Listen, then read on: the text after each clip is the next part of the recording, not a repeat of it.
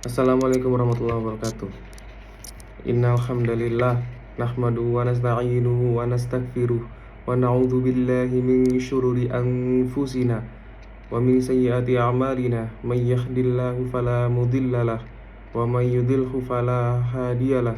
Asyhadu an la ilaha illallah wahdahu la syarikalah wa asyhadu anna Muhammadan 'abduhu wa rasuluh. Allahumma salli ala sayyidina Muhammad wa ala alihi wa sahbihi wa man tabi'ahum bi ihsani ila yaumiddin. Amma ba'du.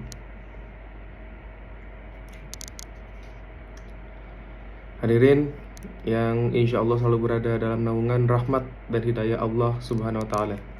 Tak henti-hentinya kita panjatkan puja dan puji syukur kepada Allah yang telah memberikan kita nikmat iman dan Islam, karunia yang teramat besar yang Allah karuniakan kepada hamba-hambanya. Semoga kita selalu termasuk yang mendapatkan hidayahnya, serta berada dalam keadaan iman dan Islam hingga akhir hayat kita. Dan tentunya kita bersyukur kepada Allah atas nikmat berbagai kehidupan yang masih diberikan kepada kita, sehingga pada kesempatan ini kita masih dapat beribadah kepadanya dan mengingatnya serta memujinya. Alhamdulillah. Pujian hanya layak dimiliki oleh Allah. Alhamdulillah. Segala puji hanya milik Allah. Sungguh tidaklah pantas bagi manusia untuk mengharapkan pujian.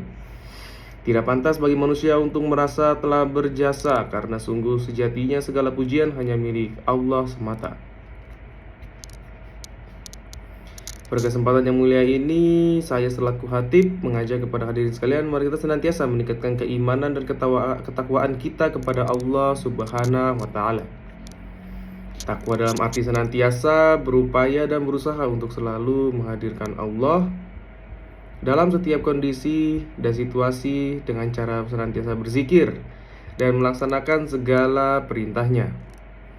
Takwa dalam arti kita senantiasa melibatkan Allah dalam setiap persoalan yang kita hadapi dengan cara berdoa, memohon pertolongan, dan bermunajat kepadanya, sehingga akan menimbulkan ketentraman dan ketenangan dalam setiap kehidupan kita. Ya ayyuhalladzina amanu taqullaha haqqa tuqatih wa la tamutunna illa wa antum muslimun. Hai orang-orang yang beriman, bertakwalah kepada Allah sebenar-benar takwa kepadanya, dan janganlah sekali-kali kamu mati melainkan dalam keadaan beragama Islam. Surah Al-Imran ayat 102. Dan tentu saja sholawat serta salam semoga selalu tercurah tak henti-hentinya kepada Nabi Muhammad SAW beserta keluarganya dan para sahabatnya. Dalam khutbah ini, mari kita renungkan sejenak tentang apa yang terjadi di sekitar kita ini, di mana kita sedang menjalani, di mana beberapa tahun ini kita telah dilanda oleh COVID-19, yang dimana telah memakan banyak korban. Tidak sedikit di antara mereka adalah saudara kita, sahabat kita, dan siapapun itu, kapanpun dan dimanapun. Hadirin sekalian, setiap yang bernyawa akan merasakan mati. Kematian adalah sesuatu yang pasti kita hadapi. Kita tidak bisa lari darinya dan tidak bisa bersembunyi maupun menghindar darinya. Sesuatu yang menjadi gerbang dari kehidupan dunia menuju ke kehidupan akhirat adalah kematian. Ma'asyiral muslimin rahimakumullah. Dalam surah Al-Baqarah ayat 28, Allah berfirman, bagaimana kamu ingkar kepada Allah padahal kamu tadinya mati, lalu Dia menghidupkan kamu.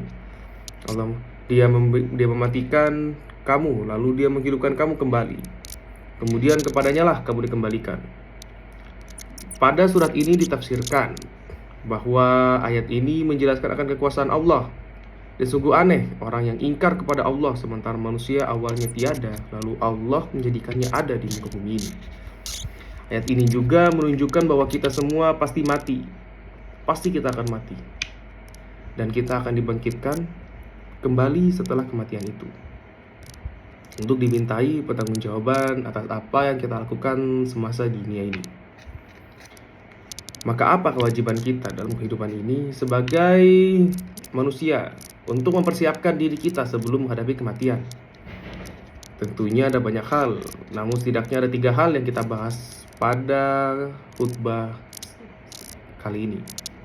Yang pertama, tentu saja kita harus beramal sebaik mungkin. Dalam surah Al-Mulk ayat 1-2 Allah berfirman, Tabarakallahul ladzi biyadihil mulku wa huwa ala kulli syai'in qadir. Alladzi khalaqal mauta wal hayata liyabluwakum ayyukum ahsanu amala wa huwal azizul ghafur. Maha suci Allah yang menguasai segala kerajaan, dan Dia maha kuasa atas segala sesuatu, yang menciptakan mati dan hidup untuk menguji kamu, siapa di antara kamu yang lebih baik amalnya, dan Dia maha perkasa serta maha pengampun. Masyiral muslimin rahimakumullah. Seperti apakah amalan yang terbaik? Salah satu indikatornya adalah pekerjaan itu dilakukan dengan istiqomah. Dalam hadis riwayat Abu Hurairah, Rasulullah SAW bersabda, sesungguhnya sebaik-baik pekerjaan adalah yang rutin, berkelanjutan meskipun itu sedikit. Artinya beramallah sebaik mungkin. Yang apapun yang kita lakukan dengan ikhlas dan sering-sering dalam melakukan kebaikan walaupun itu sedikit. Yang kedua, menyiapkan amalan yang terus mengalir pahalanya. Di antaranya mempersiapkan amal jariah, yaitu ilmu bermanfaat, serta mendidik anak-anak kita menjadi anak yang soleh dan dapat mendoakan kita kelak. Hadis Rasulullah bersabda, jika manusia mati, maka terputuslah amalnya kecuali 3 perkara: sedekah jariah, ilmu yang bermanfaat, dan anak-anak soleh yang mendoakan kedua orang tuanya. Hadis riwayat Muslim. Yang ketiga, kita harus selalu berdoa untuk diberikan kematian yang husnul khotimah. Apa itu husnul khotimah? Di antara tanda utama husnul khotimah ialah apabila ia mengucapkan kalimat la ilaha illallah di akhir hayatnya.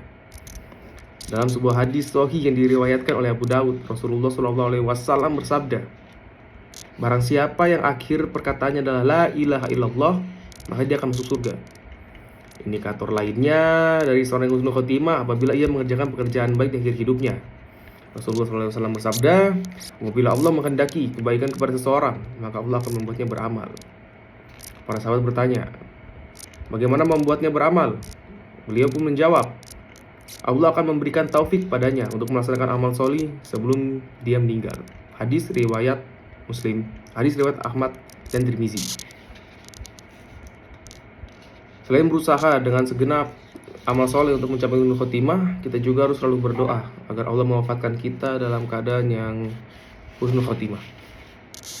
Akhirnya, semoga kita menjadi hamba Allah yang berhasil dalam mempersiapkan kehidupan kita yang mampu meningkatkan keimanan dan ketakwaan kita kepada Allah Subhanahu wa taala. Dan Allah menjadikan kita sebagai orang-orang yang wafat dalam keadaan husnul khotimah. Barakallahu la wa lakum fil Qur'anil azim wa tafa'ai wa iyyakum bima fihi minal ayati wadh-dzikril hakim wa taqabbal minni wa minkum tilawahu innahu was-sami'ul alim. Terima kasih. Wassalamualaikum warahmatullahi wabarakatuh.